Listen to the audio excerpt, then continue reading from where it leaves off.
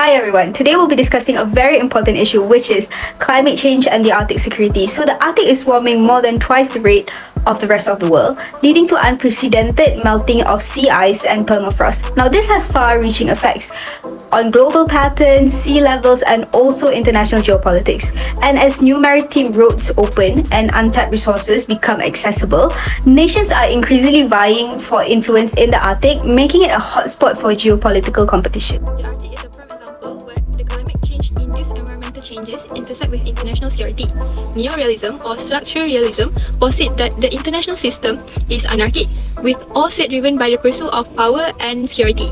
Like the rest of the world, the Arctic operates under the anarchy, prompting the states to prioritize their own power and national interests. Neorealism predicts states will compete for control over Arctic resources and strategic shipping routes, creating a security dilemma. Major powers like Russia, the US, and China contest for influence in the Arctic, leading to a balance of power dynamic. Melting ice cap due to the climate change make Arctic resources more accessible, intensifying competition among states. Moreover, the Arctic strategic location and potential as a shorter maritime route increase its geopolitical importance. In short, neorealism helps us understand the competitive and conflict-prone nature of state interactions in the Arctic, driven by the pursuit of national interests in an anarchic international system. The Arctic Ocean is the Earth's northernmost body of water. So throughout the year, most of the Arctic Ocean is covered by ice, making it harder for people to access it. Therefore, it was likely to be ignored by the world. However, since 1975, global temperature started to increase and create a significant climate change.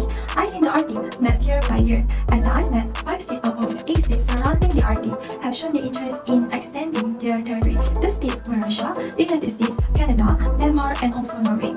This happened due to the recognition of the Arctic rich resources, just like oil, gas reserve, and fish stock. Besides, the melting ice created a new and efficient shipping routes. Yet, because of this, it has led to the alarming security implication in the Arctic, just like the territorial dispute, competition for resources, and also security dynamic. So, as you can see, based on the picture, it shows that the Arctic temperature continues to increase over the years.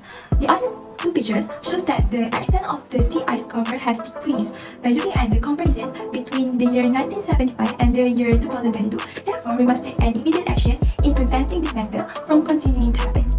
As the Arctic experiences warmer temperature, the likelihood of hurricane, dry sea level rise, and affect the region may rise. This as rising volcanic damage, critical infrastructure including ports, communication networks, and regional facilities. In the Arctic, where the freshwater resources are already limited, prolonged drought can exacerbate tension over access to water. Also, it can have an impact on indigenous community.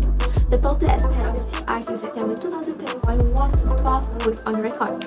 All 15 of the lowest minimum extent have occurred in the last 15 years. The loss of sea ice has enabled shipping and other commercial and industrial activity to push deeper into the Arctic, resulting in more garbage and debris collecting along the shore and more noise in the ocean, which can interfere with the ability of marine mammals to communicate, also lead to ocean warming. Now let's dive into the creation of multilateral cooperation in reducing the climate change impact in the Arctic region.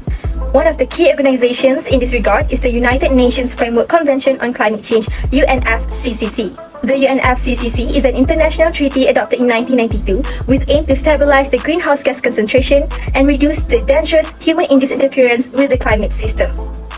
Building on this, the 2015 Paris Agreement, which was signed by most countries, has set a global goal for reducing the greenhouse impact as an effort to address this climate change issue.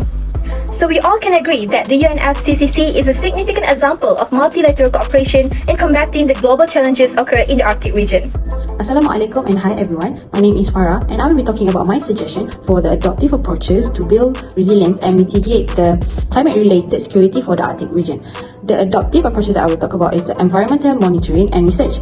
The first thing that we could do is the climate observation, where we could use the satellites to observe the ice sea, the permafrost, and also the weather patterns. And we could also establish and maintain the field station for ground-based data and climate research. The next one we could do is the data sharing and collaboration, where we could collaborate with other international bodies and Arctic nations for the data sharing collection and joint initiative research. In conclusion, climate change in the Arctic is a complex challenge with environmental, economic, and security implications. Now, addressing this issue requires international cooperation and sustainable solutions to ensure that the Arctic remains as a zone of peace. And the actions that we take today will shape the future of this vital region and also our planet.